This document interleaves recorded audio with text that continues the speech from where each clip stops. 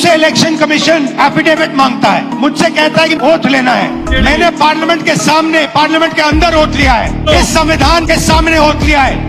और आज जब हिंदुस्तान की जनता हमारे डेटा को लेकर इलेक्शन कमीशन के वेबसाइट पर सवाल पूछ रही है, तो इलेक्शन कमीशन ने अपना वेबसाइट बंद कर दिया।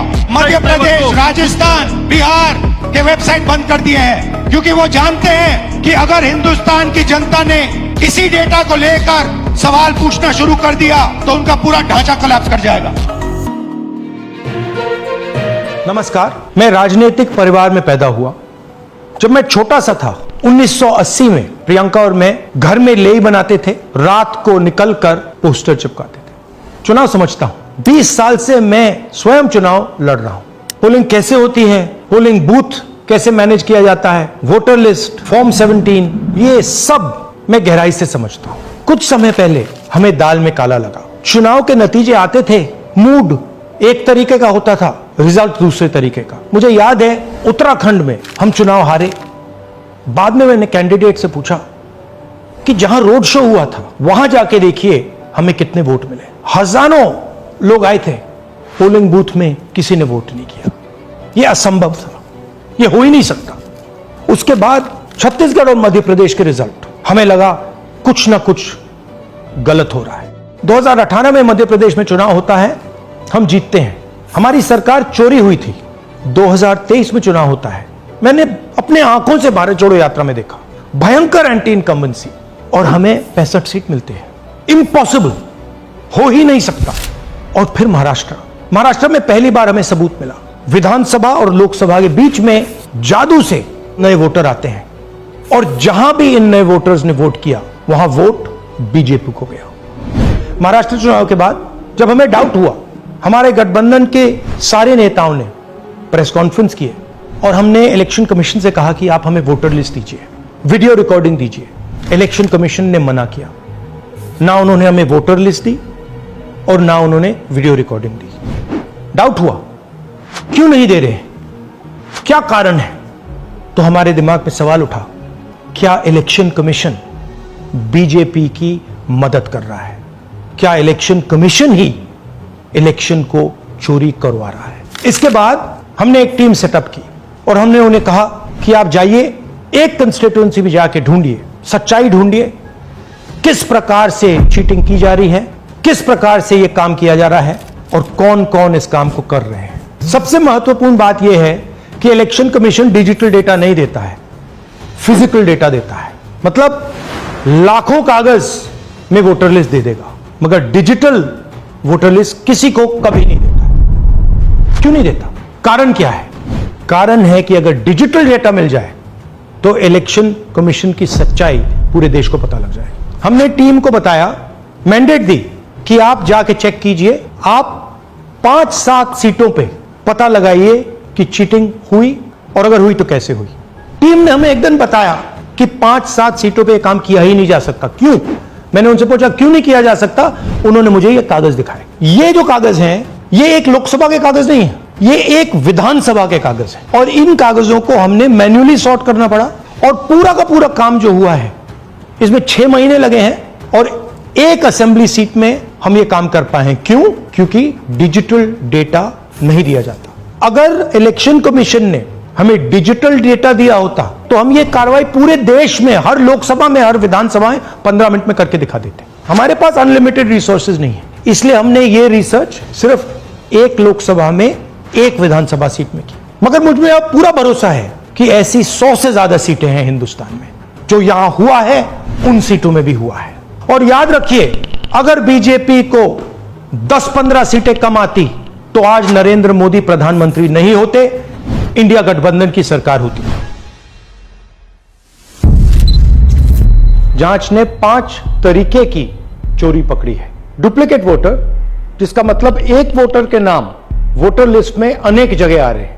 फेक एड्रेस, मतलब एड्रेस है ही नहीं, या फिर house number 0। Bulk voter in single address, मतलब एक छोटे से घर में 40, 50, 60 लोग रह रहे हैं। इनवैलिड फोटोज, छोटी सी फोटो है या फिर फोटो ही नहीं है, और वो जो छोटी फोटो वो दिखती भी नहीं है। कौन है, किसका चेहरा है, नहीं पता लग सकता।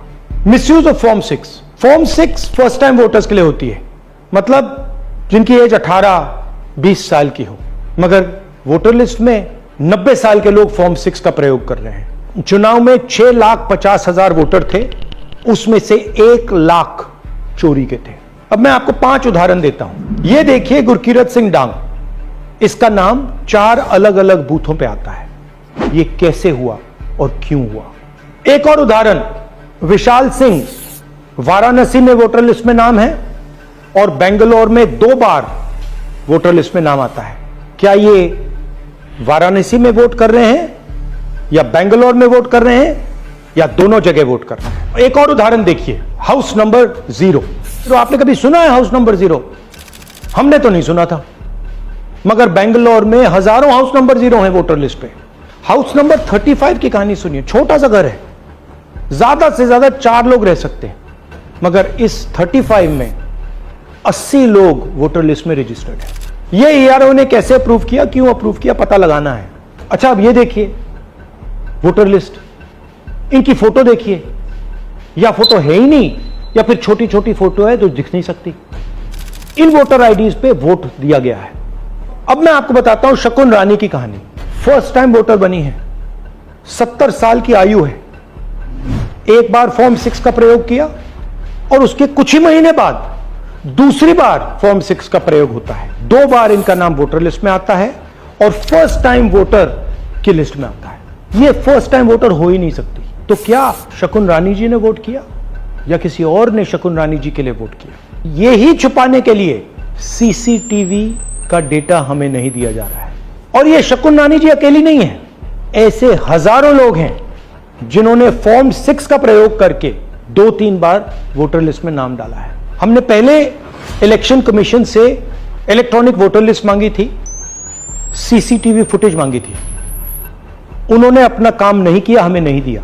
फिर हमने अपना इन्वेस्टिगेशन कराया, आरटीआई भरे और हमारे पास डेटा आया। भाइयों और बहनों, सच्चाई यह है कि हिंदुस्तान में इलेक्शन कमीशन और बीजेपी मिलकर इलेक्शन चोरी कर रहे हैं।